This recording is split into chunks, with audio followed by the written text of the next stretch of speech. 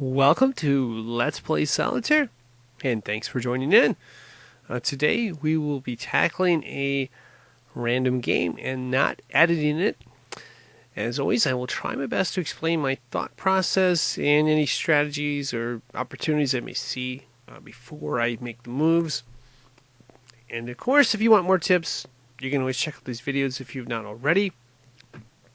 Let's go ahead and get started here. Like to do the columns first and then work on the draw pile. That's these cards right here. If this early card were a card I could play, I would save it as insurance because there's 24 cards in the draw pile. You'll see a lot more of that later on, so let's undo here. We have a few moves and we're going to try them all. Let's try this 8 of diamonds here and 7 of spades. Ace of hearts we can play up top. And it looks like this 9 is going to be the only move. It is? Okay, now we can go back. I think the 5, yeah, the 5 was right there, so we'll see what we have. That's kind of interesting because this gives us a little bit of a dilemma here. If we do find a 6, the question is which 5 we're going to have to play. We don't know the answer to that yet. It may be we want to move this 5 versus that 5, although this 5 has value too because, you know, if we open up one of these columns, we can move a king into that, but we don't know yet. We're going to find out. So nothing there, nothing there. Okay. Here's a 4. I think we'll play that. Yeah, we'll play that now because we want to get to this jack and then move one of these two 10s. I'm not sure which one yet. And I think we're going to play this 7. The only problem being if you play 3 cards in a row out of the draw pile, it's not going to change how it gets reset or not. So we may have to back out of this if there's no moves in the end. But we don't know yet. So we've got these two 10s. We don't know which one to play. We're going to try to play both of them. If one of them results in an open column, I'm going to go with that move. If neither of them does, I'm just going to keep in the back of my head what cards under that and then go with that. So this 10 right here, there's a 4-3. Okay. That gets us there. Oh, that allows us to play both 10s, so that will be the 10 we play, because now we can move both 10s. That's what we wanted. And we can move this 4 as well.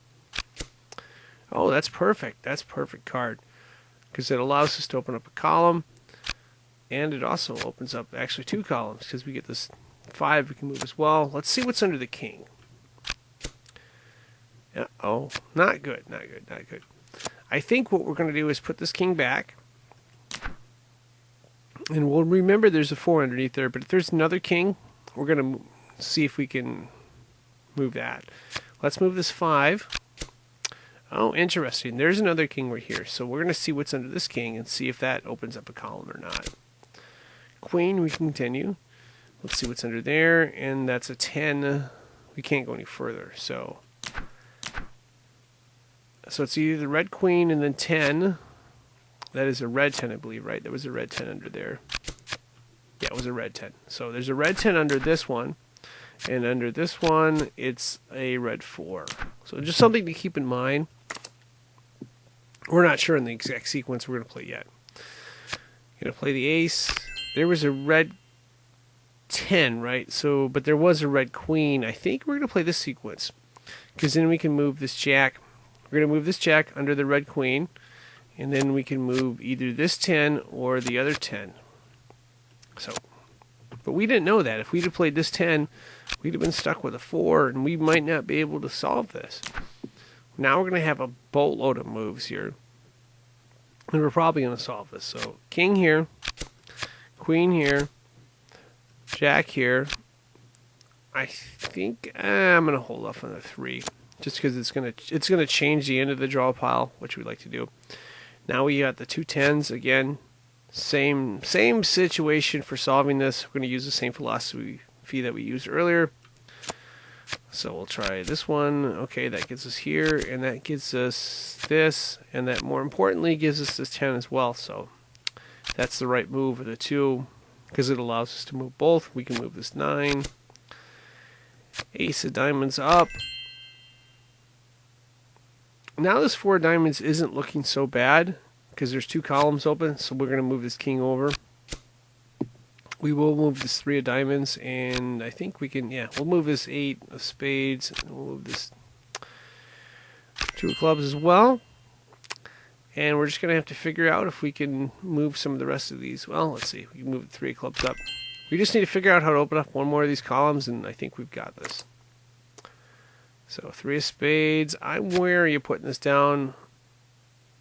Although we can move the 6 behind, I'm still a little wary. You know what? I'm going to move these anyway. And then I can always undo these if it doesn't work out. So that's not...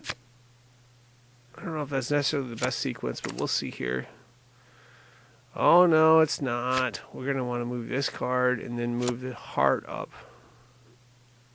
Yeah, because we want to get to this sequence right here. So we're going to undo. Okay, and we're going to move this 6 instead. Then we can move the 2 of hearts up. And if we find the 3 of hearts, we can open up one more of these. Or maybe another way. So there's the 7. Hey, we can move the 6 on the other end as well. Oh, there it is. The 5 of hearts. That's good. This will be our insurance card. And remember the 5? I said this 5 over that 5. This is the 5 we're going to play because we have the open column. But we're going to see what's behind here first. 2 of spades. There was an ace of spades under here, right? Yeah, ace of spades is under here. So now we can pull this 2 of spades. It's okay to do that. If there was no ace of spades, I would hold off on that because that 2 of spades can ruin a lot of sequences of moves you have. We want to get the 4 of spades up. It will get up at some point. We can move the 6 down, and now I believe we can move this 9, and we want the other queen, actually. There's the queen we want. We're going to get to that in a minute. So we need to get to this king, and we want to get to this queen.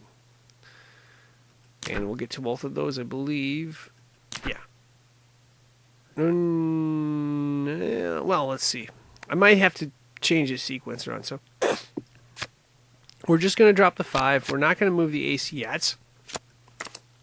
We're going to move the king next. We want to move the king. And this is a part in the end of the game, draw pile manipulation. This is a part where a lot of games are lost. Okay, you see the sequence here. We're just going to pull the 5. And the reason we're only pulling the 5 is we want this king to drop. If we played all 3 of these cards, the queen would be the first card, and we couldn't play that. And that, might keep us from being able to solve this. We want to be able to solve it. So we're going to cycle through again. And there's the king. Now we're going to see if there's any cards behind this that we can play as well. Again, we're going to drop 3. And then this 8 will drop, I believe. And so, yeah. So this 8's going to drop right here. And then we can play the 7. And then we'll be able to play this queen and this jack in the next sequence around. And then if there's not, depending on what's under this, we should be able to figure out a way to solve this. We'll probably be playing a bunch of cards up. We'll look for 2 cards in the foundation pile to play back and forth. You'll see what I mean in just a minute. It'll make some sense. So we're going to play the king over here. And we can play the rest of these now. So ace of spades up, 3 of spades up, 3 of hearts up, and, oh, wait. Whoa, I went too fast. We want to play the 4 of spades as well. So, what we're going to do is we're going to cycle through again. We'll play this queen. Now, the 4 of spades should be the first card. That's the sequence we wanted, really. So, 4 of spades down. Now we can play the ace of spades up. 3 of hearts up, sorry. And we'll play this jack over here. Okay, now we just got to figure out a way to solve the rest of this. We're going to move these cards up to the foundation pile and then see if we can open up this jack column somehow. So 2 of diamonds we can play up. We can play the 2 of spades, 3 of spades, 4 of spades. Now we can play the 3 of diamonds, 4 of diamonds. Oh, that's perfect. Now there's a king under there. That's a great card. Now we can move this queen. Now we can move this jack. This is going to go faster than I thought. 4 of clubs up, 5 of clubs up, and we've solved it.